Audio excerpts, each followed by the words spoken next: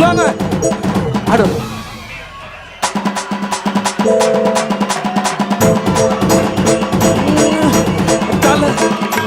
தளபதி தளபதி வாழ்க தளபதி தளபதி வாழ்க நம்ம வெற்றி கொடி எப்பொழுது வாழ்க தளபதி தளபதி வாழ்க நம்ம வெற்றி கொடி எப்பொழுது வாழ்க